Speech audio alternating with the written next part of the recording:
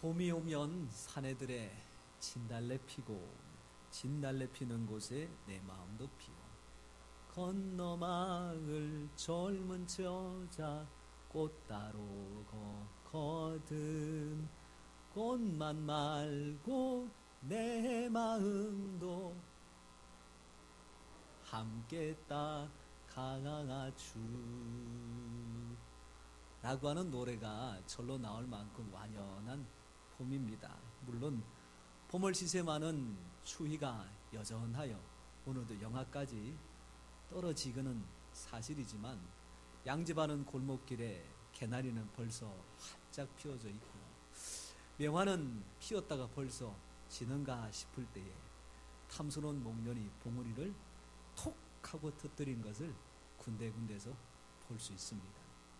더도 말고 덜도 말고 둥그런 보름달처럼 한가위 같으라고 하는 말을 오늘 이 시간에 인사를 나누자면 더도 말고 덜도 말고 오늘 간간에 활짝 피어져 있는 꽃같이 하나님께서 우리의 마음속에 화창한 봄날로 다시 채워주시기를 간절히 소원합니다.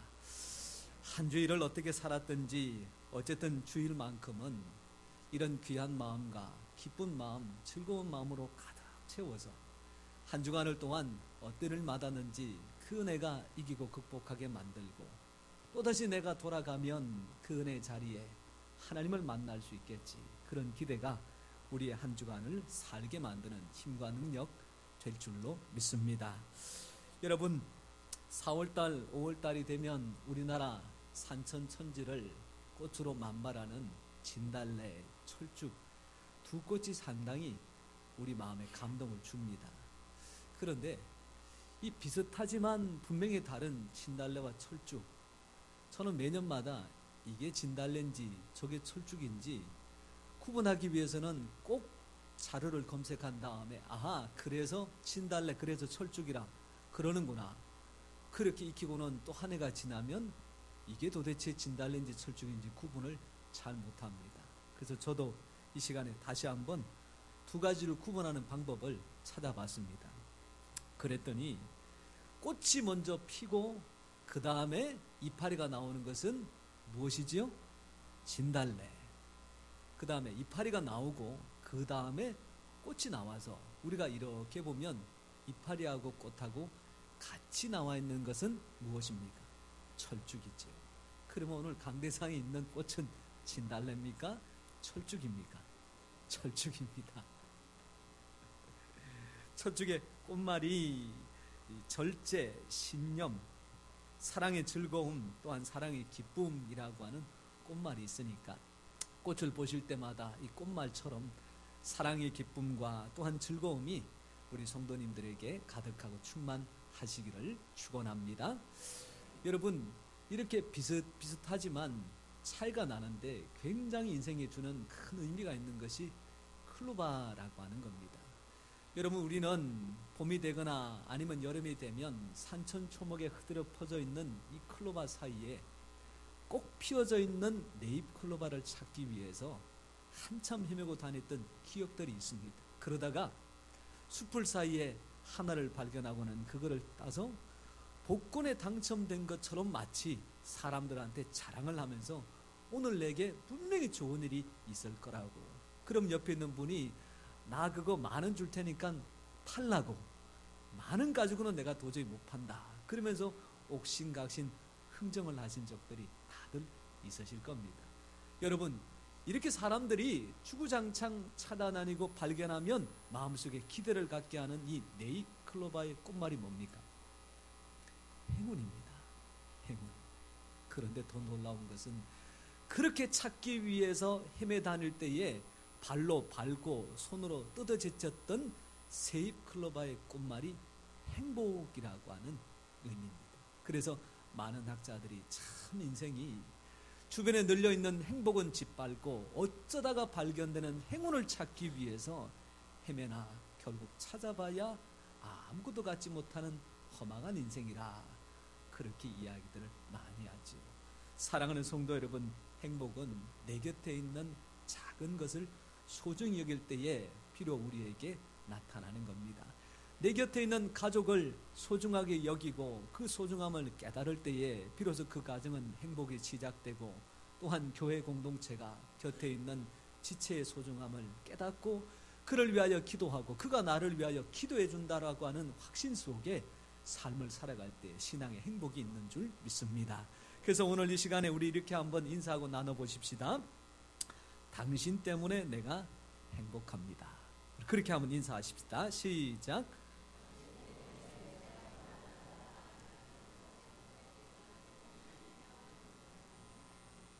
앞뒤를 보니까 일주일 만에 만난 분도 있고 아침 저녁으로 만난 분도 있고, 또 어쩌다 보니까 자리가 이렇게 바뀌어가지고 어이구 2주 만에 만난다 그런 분들도 있으신 것 같은데, 오늘 이렇게 서로가 서로 때문에 행복하다고 고백하셨듯이 내가 당신을 위하여 행복을 전해줄 수 있는 그런 행복의 통로가 다 되시기 바랍니다.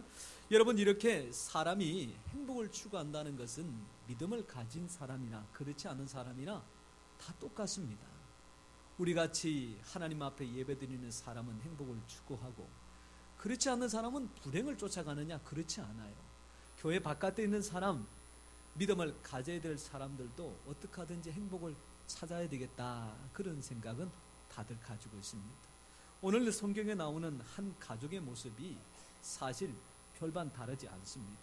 아버지와 어머니 그리고 2 아들이 있는 이 가정에 어떻게 하면 우리 4 식구가 행복하게 살아볼까, 그 일을 위하여 힘들고 어려운 일을 마다하지 않는 아버지, 그리고 자기 자신을 희생하여 가족들을 건사하는 일에 아낌없이 희생하는 어머니, 그 아버지와 어머니 아래서 잘 양육을 받아서 어떻게 하든지 가정을 행복하게 만들어야 돼, 그렇게 노력하고 있는 2 아들.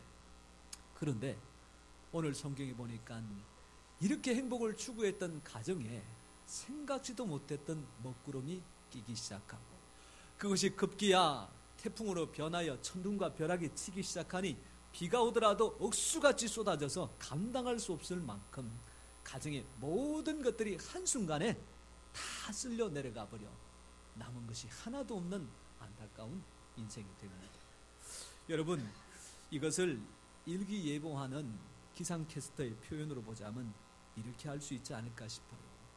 아침에는 화창한 봄 날씨가 모든 사람들의 마음을 기쁘게 하겠지만, 오후가 들면서 먹구름이 몰려오고 그것이 때에 따라서는 소나기로, 또 곳에 따라서는 시간당 50mm나 넘는 폭우로 쏟아져서 많이 어려울 겁니다. 그런데 그 비가 쏟아지고 난 다음에 생각지도 못했던 황사와 미세먼지가 불어닥쳐서 황사, 미세먼지 매우 나쁜 상태가 될 겁니다. 아마 오늘 이 가정을 일기예보로 말하자면 그런 모습이 아닐까 싶은 거지요. 여러분, 이 가정의 삶의 모습들을 우리가 주목해 볼 때에 과연 누구에게 주목하면 이런 가운데서도 베풀어 주시는 하나님의 은혜가 무엇인지를 깨닫게 될까 살펴볼 때에, 저는 남편인 엘리멜렉 아니고, 그리고 남아있던 2 아들 아니고, 남편 잃고 아들 다 잃어버려 혼자 남은 나오미라고 하는 여인이 바로 오늘 본문 말씀에, 성경 말씀의 주인공이다라는 생각을 해봅니다. 제가 그런 생각을 하는 이유는 10가지가 아니라 딱 1가지입니다.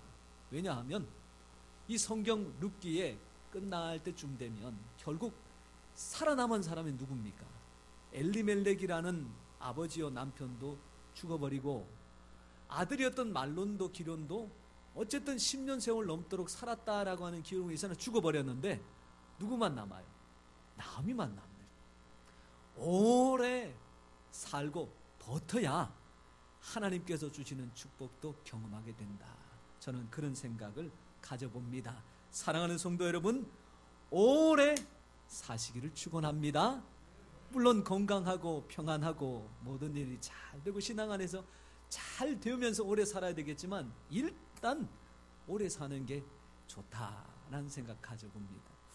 여러분, 얼마 전에 종영된 하나뿐인 내 편이라고 하는 드라마가 있습니다. 시청률이 48.9%에 육박할 만큼 사실은 온 국민들이 다 봤다 해도 과언이 아닐 그런 드라마지요. 거기 보면 28년이라는 세월 동안 살인의 누명을 쓰고 감옥살이 하다가 사랑하는 딸 곁을 이렇게 저렇게 빙빙 돌며 방황했던 아버지 한 사람이 나오고, 죽은 줄 알았던 아버지를 나중에 만나서 이 아버지를 어떻게 받아들일까 고민하다가 결국 그 아버지를 선택하고 다른 모든 것들을 버리는 딸의 이야기가 나옵니다. 여러분, 28년 동안 헤어졌던 이 아버지, 쓸쓸하고 외로워 누구도 거들떠보지 않는 이 아버지에게 하나뿐인 내편은 누굽니까? 바로 그의 딸이었습니다. 그리고 이 딸에게 마찬가지로 28년 동안 헤어져 한 번도 만나보지 못했던 아버지지만 남편과 시댁의 모든 서름과 일들이 있음에도 불구하고 오히려 그 딸의 행복을 위하여 자기에게 주어진 행복을 마다하고 혈연히 딸의 곁을 떠나기로 결심한 아버지, 그 아버지는 이 딸의 하나뿐인 내편입니다. 그래서 그 내편에 있을 때에 사실 삶의 어려움과 또한 고충도 이겨낼 수 있다고 하는 것이 이 드라마의 내용이 아닐까 저는 생각해 봅니다.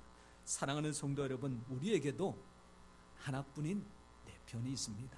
세상의 사람들은 이러쿵저러쿵 얘기하고 평가하고 또한 그런 것을 통하여 나를 저울질한다고 할지라도 끝까지 내 편이 되어주시는 분, 그분이 바로 하나님이신 줄 믿습니다. 여러분, 베드로는 3번이나 부인할 때에 수많은 사람들에게 손가락질을 달아 마땅합니다. 그런데 정작 예수님께서 그의 편이 되어주시니 오히려 실족하고 실망한 그의 마음이 회복이 되어져서 하나님 앞에 귀하게 쓰임받는 겁니다. 내 편이 한 사람만 있어도 살만 나는 세상입니다. 내 편이 한 분만 있어도, 나를 인정하고 사랑해주는 사람이 한 분만 있어도 살 소망을 가질 수 있는 시절입니다. 세상에 많은 사람들이 내 편 되었다가 남의 편 되고, 내 편 되었다가 원수 되고 오히려 대적이 된다고 할지라도 하나님은 영원히 하나뿐인 내 편이 되시는 줄 믿습니다. 여러분, 이 드라마를 제가 직접 본방을 보지는 못했습니다. 그런데 하도 시청률이 높다 그래서 좀 살펴봤더니 거기에서 딱 한 가지 중요한 것 하나 발견한 게 있습니다. 여러분, 거기에 주인공이 누굽니까? 주인공 강수일입니까? 최수종입니까? 아니, 최수종 씨가 거기서 맡았던 역할이 강수일이잖아요. 아무도 안 보셨어요? 종영돼서 더 이상 못 보는데 제방 보셔야 되는데 여러분, 그 주인공의 삶이 굉장히 고단합니다. 살인의 누명을 쓰고 감옥에도 가고요. 또한 감옥에서 나와서 또한 한 집에 가서 기사 노릇 그렇게 하고요. 나중에는 딸을 위하여 자기의 간을 이식해주고 사경을 헤매기까지 아주 위험한 지경에 이릅니다. 그런데 간 이식 받아서 죽을 위기에 처해지지만 죽습니까? 삽니까? 살아요. 왜 살까요? 주인공이기 때문에. 영화를 보면요, 총에 맞았어요. 그래서 분명히 피를 흘리는 것 같이 넘어져 있습니다. 그런데 툭툭 털고 일어나요. 그 총 맞은 주머니에 보니까 성경책이 나와. 그 사람이 뭐기 때문에? 주인공이기 때문에. 차를 몰다가 낭떠러지를 굴렀습니다. 차는 뭐 창문이고 뭐고 다 깨졌는데 얼굴에 조그마한 흔적만 하나 남고 툭툭 털면서 나와요. 왜 그럴까요? 주인공이기 때문에. 주인공은 드라마나 영화에 끝까지 살아남는 겁니다. 여러분, 아프든지 어떻게 하든지 끝까지 버텨야 인생의 주인공 되는 줄 믿습니다. 우리 어르신들 반드시 오래 사십시오. 20년 전에는 무릎 아파면 꼼짝달싹 못했는데 지금은 인종관절 탁 갈아치우면 10년 걷더니 살아갑니다. 30년 전에는 눈이 아프면 앞을 못 봤습니다. 근데 지금은 눈 아프면 백내장, 농대장 수술하면 그래도 버틸 수 있습니다. 30년 전에는 이 하나 썩어 문드러지면 그거 빼고 나면 방법이 없었습니다. 근데 지금 다 어떻게 해요? 임플란트에서 갈아 끼우면 세금 못지않게 쓸 수 있어요. 옛날에는 청력이 떨어지면 사람 소리도 못 알아들어서 대화도 잘 안 됩니다. 근데 지금은 값비싸긴 하지만 보청기를 사용하면 아직까지 자식의 이야기 모른 척하면서도 다 들을 수 있습니다. 앞으로 10년 뒤에 20년 뒤에 얼마나 더 좋은 세상이 될지 누가 알겠습니까? 제발 부디 그만 살고 싶다라는 거짓말 하지 마시고 어차피 하나님 데려가실 때까지 꼼짝 마라 이 세상살이 끝까지 버티다가 주님 오셔서 살아생전 주님과 함께 들림받는 우리 성도님 되시기 바랍니다. 우리 모든 어르신들 꼭 되시기 바랍니다. 그래서 우리 성도들을 위해서 시간마다 깨워서 기도해 주시고, 우리 목양교회 하나님 앞에 쓰임받는 을 위해서 간절히 기도해 주시고, 또한 부족하고 연약한 목사가 하나님 앞에 바로 목회할 수 있도록 기도해 주셔서 서로가 유익이 되고 하나님 앞에 영광이 되고 기도 응답으로 간증하는 우리 모든 성도님 되시기를 주님의 이름으로 축원합니다. 여러분, 이렇게 망하고 또한 남편, 자녀 다 잃어버렸던 이 나오미, 오랫동안 버티고 견뎠더니 이 나중에 삶이 달라집니다. 여러분, 이 룻기는 길지 않기 때문에 집에 가셔서 룻기의 말씀을 한 장 한 장 15분 남짓하면 다 읽어보시는데, 다 읽으시고 오늘 나눈 말씀, 이 말씀을 다시 한번 꼭 보실 때에 우리 룻기 4장 17절 말씀을 같이 보겠습니다. 과연 남편도 잃고 자식도 다 잃어버려 남은 것이 아무것도 없어진 나오미의 삶. 그러나 그의 삶은 그렇게 끝나지 않고요, 나중에 보니까 이렇게 달라지고 바뀌어집니다. 17절 말씀 같이 읽겠습니다. 시작. 그의 이웃 여인들이 그에게 이름을 지어주되 나오미에게 아들이 태어났다 하여 그의 이름을 오벳이라 하였는데 그는 다윗의 아버지인 이새의 아버지였더라. 아멘. 나오미가 결혼하여 아들을 낳은 것이 아닙니다. 우리가 알고 있는 그의 아주 인자한 며느리 룻이 결혼하여 아이를 얻었는데, 성경은 그 아이를 가리켜서 룻이 낳았다 그러지 않고 나오미가 낳았다 그렇게 말하고 있습니다. 이 아들 누가 주셨을까요? 성경을 쭉 거슬러 올라가 보면 13절 말씀에 여호와께서 그에게 임신하게 하심으로 그가 아들을 낳은지라.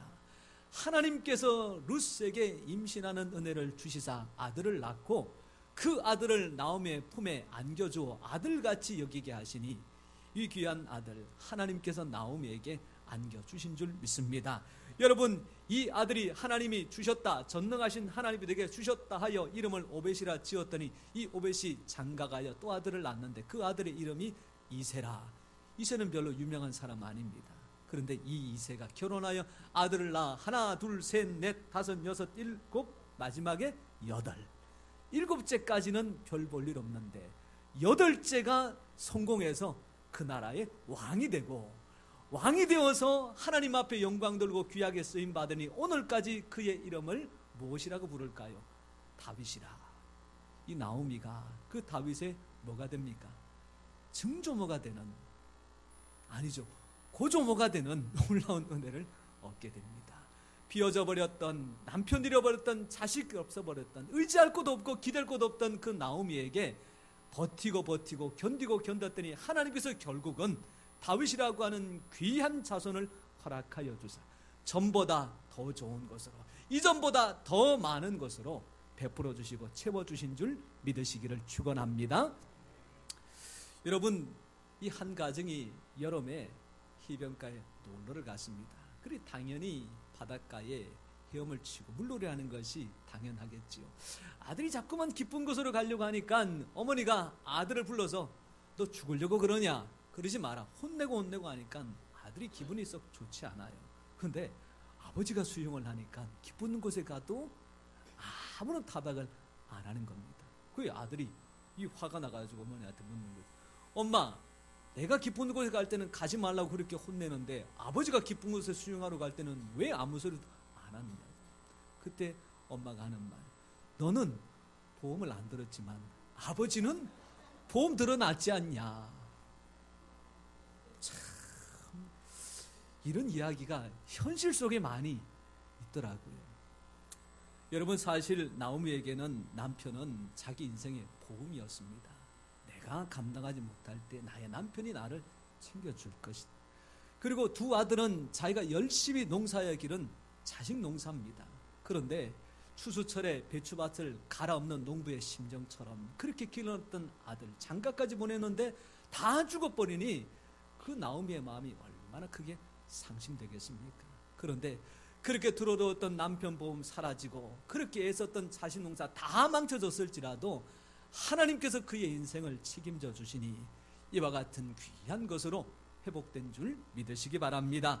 성경은 이런 하나님의 은혜를 가리켜서 인자하신 하나님이다, 책임져 주시는 하나님이다, 약속을 하시되 끝까지 그 약속을 성취하시는 하나님이다. 그래서 그 하나님을 가리켜서 헤세드라 그렇게 고백합니다. 사랑하는 성도 여러분, 인자하신 하나님의 은혜가 충만하시고 헤세드로 찾아오신 그 하나님을 만나셔서 우리의 인생 전부가 주님 앞에 맡겨지는 참된 복의 주인공 되시기 축원합니다. 여러분, 이런 헤세드의 하나님을 고백하는 말씀 중에 하나가 욥기에 있습니다. 거기에 보니까 내 시작은 미약하나 내 나중은 심히 창대하리라. 욥의 말이 아닙니다.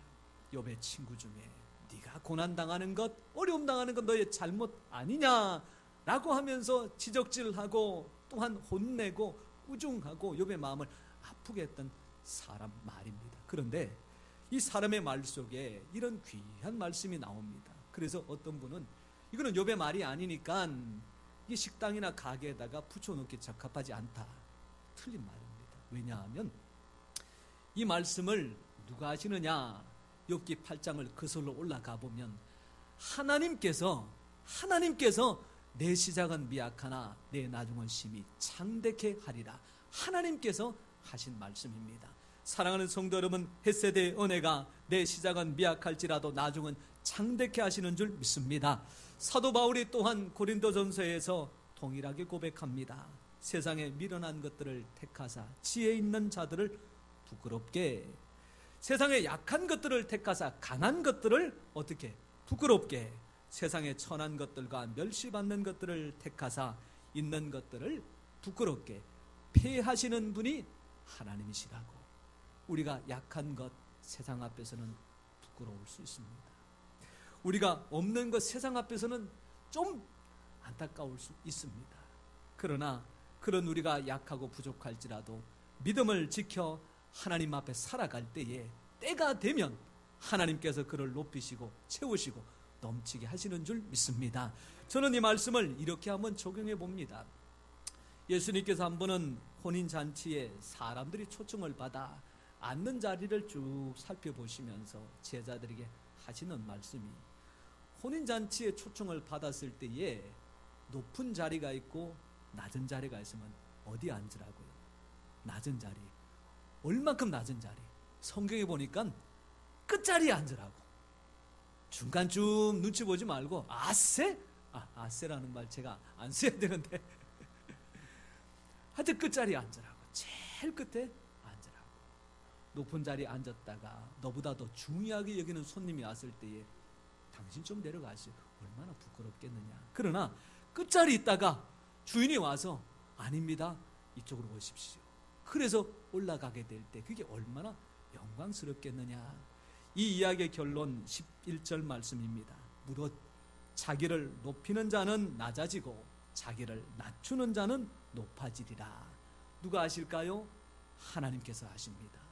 사람 앞에 인생으로 낮아지는 것은 별로 중요하지 않습니다. 그건 나의 부족함이기 때문에. 그런데 믿음 때문에, 신앙 때문에 내가 참고 인내하며 나 자신을 낮출 때에 그런 낮춘 자를 하나님께서 주목하시고 때가 되면 높여주시니 그것이 바로 우리 그리스도인들의 영광이요 믿음의 결과입니다. 사랑하는 성도 여러분, 하나님 앞에 나 자신을 낮추고 낮추어서 끝자리까지 낮아져.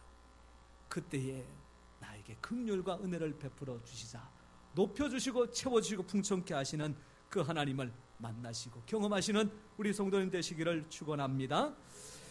여러분, 오늘 제가 함께 나누고 싶은 말씀은 이제부터입니다.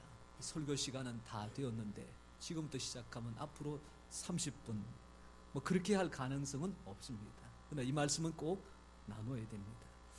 그렇다면 왜 이 나오미의 가정이 이런 큰 어려움에 직면하게 되었을까? 그 모든 모습들을 살펴보고 우리가 그 모습에 똑같이 하지 말고 반대로만 하면 이런 위기를 우리가 만나지 않고 잘 피할 수 있지 않을까? 꼭 어려움에 처했다가 하나님 살려주세요, 그래서 건진받는 것, 그거 간증할 거리지만 그렇게 살 것이 아니라 어려움은 피하고 위기는 사전에 잘 준비해서 극복하는 것이 오히려 더 지혜로운 모습 아닐까 싶은 거지요. 성경 룻기 1장 1절에 보니까 이 가정에 찾아온 시절에 대한 이야기가 나옵니다. 여러분 1장 1절에 보니까 사사들이 치리하던 때에 그 땅에 흉년이더니라고 하는 말씀이 나옵니다.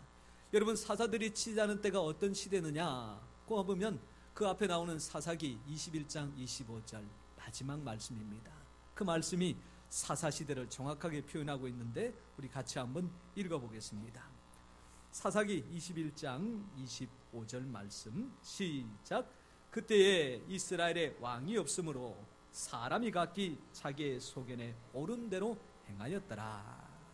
여러분 자기가 하고 싶은 대로 한다, 참 자유로운 세상 같은데 사실은 자유롭게 마음껏 하는 것은 퇴근길 정전으로 말미암아 신호등 체계가 무너진 이수역 사거리와 같아집니다.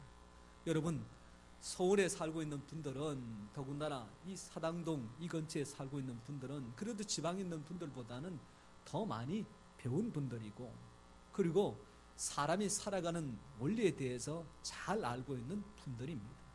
그러니 신호를 지키면 서로가 편하고 잘 갈 수 있다는 걸 알기 때문에 정전이 벌어져 신호등이 먹통이 되었다. 그러면 오고 가고 양보해서 하나도 막힘없이 잘 교통의 흐름이 될까요? 아니면 어떻게 될까요? 여러분들 경험해 보셨잖아요. 엉망에다가 진창이 됩니다. 여기저기 부딪히고 큰소리 나고 앞서가려고 하다가 막히고 그래서 사거리에 한번 그런 일이 생기면 사방팔방의 교통이 다 막혀버리는 사태가 되는 거지요. 사람이 자기가 하고 싶은 대로 하게 되면 좋을 것 같으나 결국 엉망진창이 되어버리는 현실입니다. 그런 시대에 엘리멜렉의 가정에 흉년이라는 큰 어려움이 찾아왔습니다. 어떻게 해야 될까요? 하나님 앞에 물어봐야 됩니다. 내가 하고 싶은 대로 결정하고 옮기는 것이 아니라 하나님 어떻게 해야 될까요? 어떻게 해야 될까요? 그 묻는 것이 사라졌던 시대, 사사시대, 그 가운데서 가장 대표적으로 표본같이 보여줄 수 있는 가정, 엘리멜렉의 가정. 사랑하는 성도 여러분, 어려움이 찾아왔을 때에 하나님 앞에 물어 하나님의 주시한 길을 걸어가는 것이 지혜로운 삶입니다.